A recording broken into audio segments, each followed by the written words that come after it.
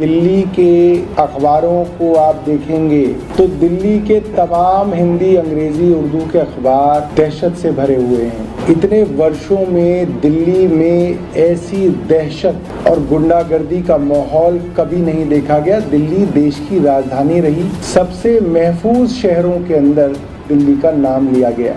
दिल्ली की कानून व्यवस्था को संभालने का जिम्मा है सीधे तौर पे देश के गृह मंत्री और दिल्ली के उपराज्यपाल दिल्ली की कानून व्यवस्था के लिए जिम्मेदार हैं। और आज दिल्ली गैंगस्टर्स और गैंगवॉर्स और बड़े बड़े गैंगलॉर्ड्स के नाम से जाना जा रहा है। हम लोग फिल्मों में सुनते थे इस तरह से कि बॉम्बे के अंदर जब बड़े बड़े गैंगस्टर्स एक्टिव थे तो बिजनेसमैन से फिरौती के पैसे मांगे जाते थे, प्रोटेक्शन मनी मांगी जाती थी। 100 लोगों से मांगे जाते थे, 99 दे देते थे डर के, कोई एक नहीं देता था।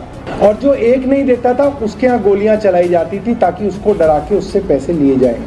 दिल्ली के अंदर इस तरीके की बदतर कानून व्यवस्था कभी भी नहीं थी। आज अगर आप किसी भी बिजनेसमैन की पार्टी में चले जाएं जहां पे कुछ व्यापारी लोग हों, 100 लोगों से बात कीजिए, 80 लोगों ने दिल्ली में रंगदारी दी है। ये मैं आपको तथ्यों के आधार पर बता रहा हूँ। एलजी साहब दिल्ली की चुनी हुई सरकार के विषय में रोज टिप्पणी करते हैं, ये ऐसे नहीं हुआ, ये ऐसे नहीं हुआ, इसको ऐसे करना चाहिए।